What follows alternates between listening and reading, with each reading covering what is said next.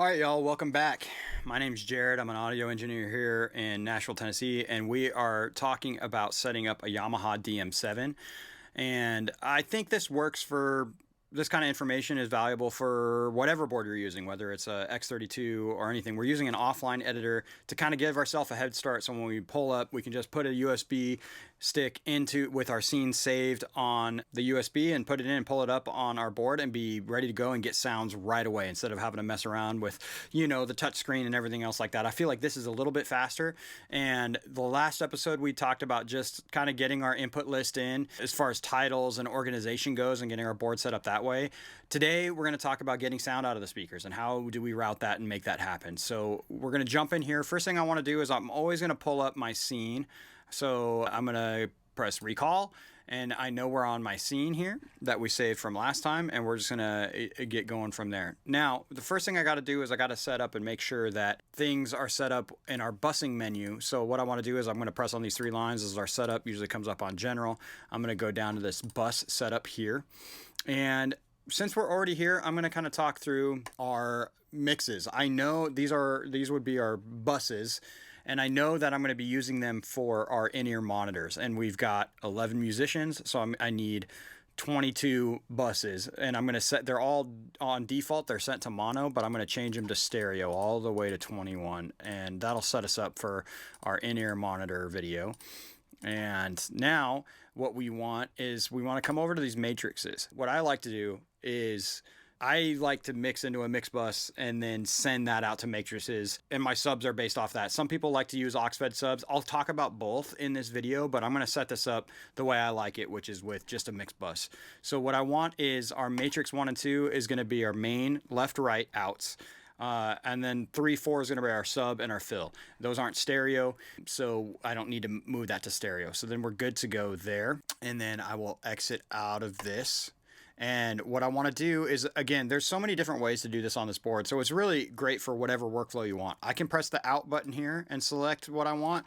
But since we're going to be talking about all outputs, I'm going to go up here. I'm going to switch this top screen here to output. So then I can just like quickly navigate this, and it's one button click instead of 2 over here. I don't know, whatever works for you. So right now, everything is coming over to this stereo A right now. And I can tell that by going to our inputs, everything here, it's highlighted. We talked about if you want to pull something out of the PA, you would just unhighlight it and it's no longer going to our main mix. So for like our click right here, you can tell that that's not going to our main mix, even if this fader were all the way up. So we know that it's not going there. And so I'm going to go back to our stereo bus. So let's go ahead and call this what it is. It's a mix bus. So I'm going to change the name to mix bus. Same with this one. And I'm going to pick a better color because I just don't like that color. So we're going to go blue. Now, on our mix bus, I'm going to pull this up here. As far as my philosophy goes with mix bus, I'm going to be as subtle as humanly possible on my mix bus. I'm going to do all sorts of carving and heavy lifting on my main channels, but when it gets down to my mix bus, I want very little happening. So I'm just going to do some general shaping. So I'm going to, just start shaping my low end. Remember, this does not get rid of 20 and 10 hertz. It just starts shaping my low end, so it's not as hefty down there. And then on my mix bus, I like to do kind of like a smiley, they call it a smiley face EQ. It's just where you're kind of raising the low end and the top end up to kind of be a curve like this. So at 10K, I'm going to make this a shelf, and I'm just going to give myself a couple dB, nice and subtle. And then I'm going to come down here, I'm going to make this a shelf, and I'm going to give myself a couple dB. And call it good. Now, this is not for like feedback cuts or room tuning or anything else like this. This is just my mix bus. So if I were to print my mix through this, this is what my mix bus is sounding like. All the room stuff typically is done on the system side, but I'll also talk through how you can do that on your matrices as well. But this would be like, maybe my mix is a little too muddy. I can pull a little bit out here, nice and wide. Remember, I like to be subtle on the mix bus. So I'm going to do super wide cuts. If it's muddy, it's like a wide cut like that and not a lot of dB. But I can make those decisions when we start hearing sound through this. And then on my compression, again, I don't want hardly anything happening. I like this diode bridge, kind of like a 33609. Now to make sure it's on, this has to be highlighted. Remember, if it's not highlighted, it's off. So I turn it on. Let's say I'm going to bring this to my fastest recovery and a 2-to-1 ratio. That's great. I'm going to leave this here because once I get my mix happening, I'll pull this down to where I get the needle just barely dancing on my big moments. I don't want any sort of movement. I just want a little tickle on my when it comes to my mix bus compression here. And now I feel pretty good about that. So I'm going to come back to our main screen here. Now I'm going to get our volume up to where it'd normally be. I'm always going to have this fader at 0. That's just the way it's going to be. Now let's go to our matrices. That's these up here, MT 1 through 12. We already paired the ones that we need. You can see that by these are selected here. That's blinking and it has a heart here. So this is a stereo pair. So I'm going to name this our main left right. And we're gonna, I like red for my outputs. So I'm gonna change this to red. We're gonna call this our fill, maybe fills. We're gonna call this our subs. Cool. We're gonna change it to red, change this to red. And we're good to go. Now, as far as this goes, this is where I can do some EQ cuts or room curves. Like maybe my room is, our room particular is super heavy in the 250 area. And so I'll just kind of do a little dip here.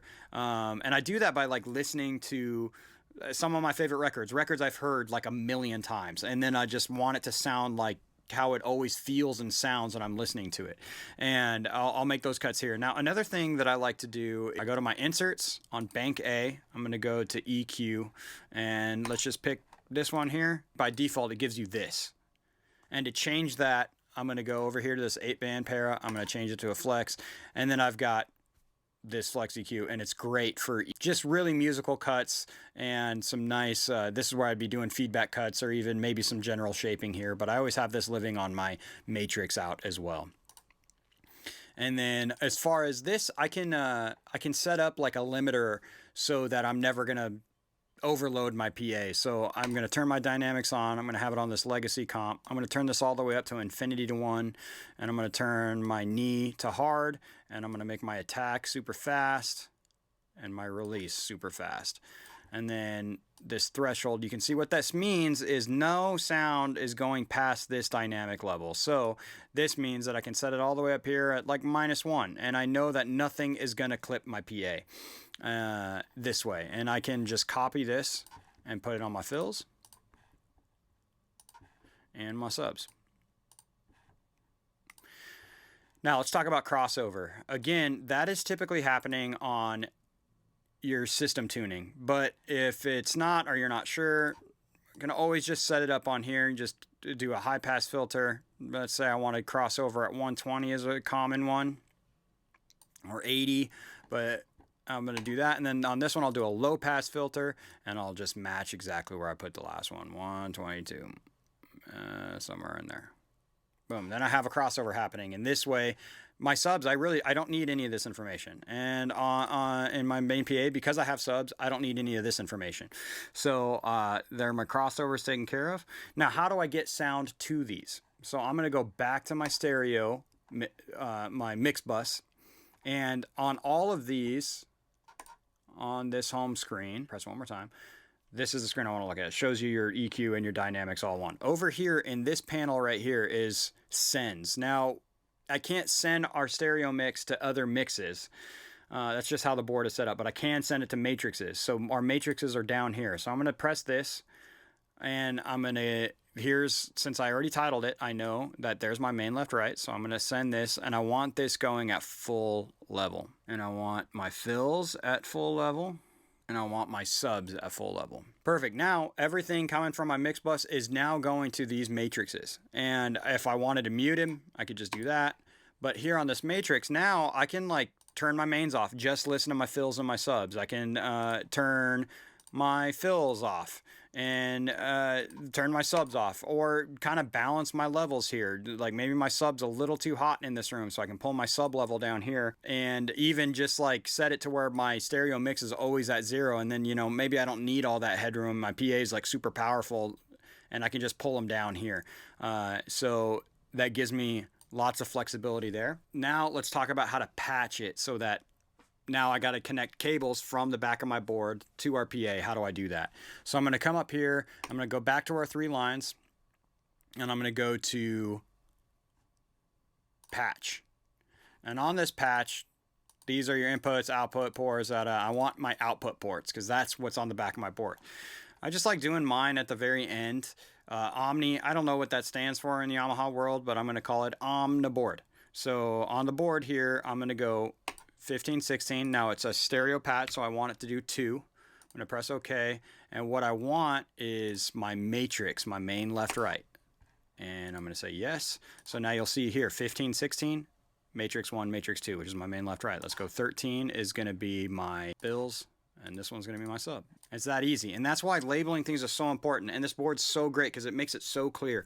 And I could even go to our I/O device here and our console I/O. Usually that shows up like this. I'll go to my console I/O and it'll even tell you right here. These are my XLR outputs and it's telling you what's coming out of them. So it's super clear, super easy, super hard to mess up.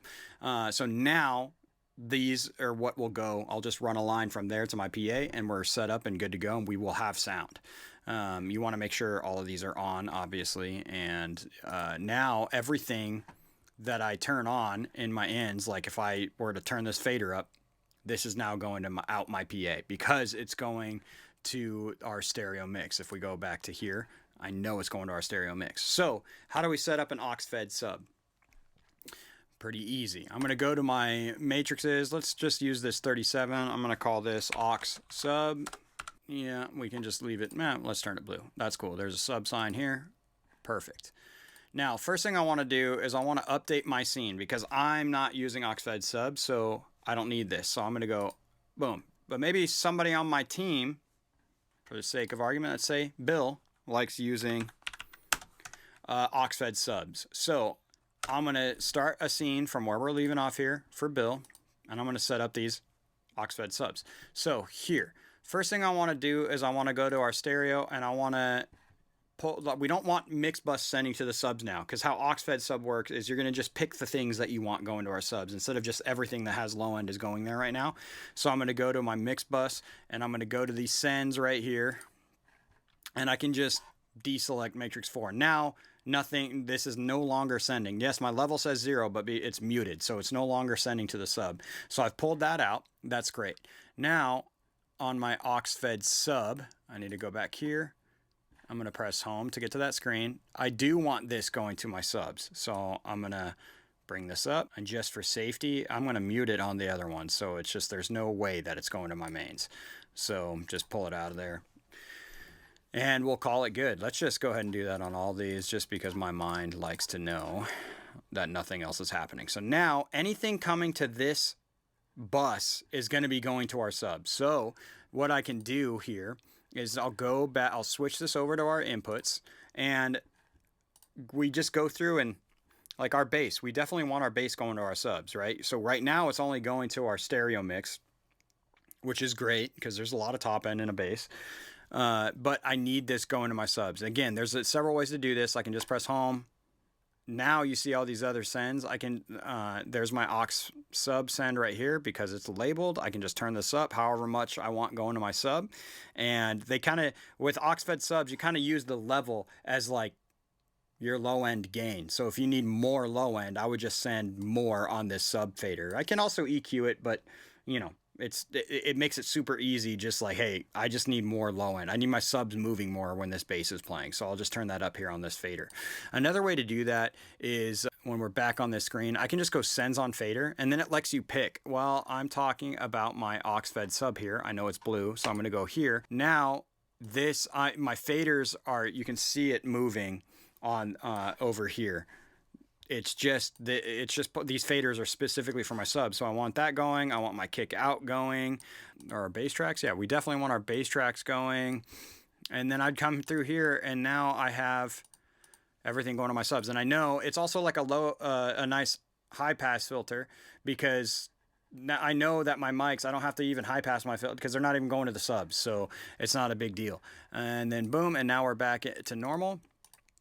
And you have Oxfed subs. So now I will go up here and Bill gets his Oxfed subs. I'll go update, boom. Now I know, let's go to our outputs, that Bill's scene is going to be Oxfed sub. And we can verify that by going here. We have Bill's scene loaded up. I'll come here and I know we're not going to the subs. Well, let's recall mine and see if we did our job correctly. And on my scene, this is JTAL 1, we are going to the sub. So this way, what your team members can do whatever they prefer, and you can set that up for them, and it's super easy. That's how you get sound out of your DM7. If you have any questions, definitely let me know, and we'll keep going on this next week. Thanks.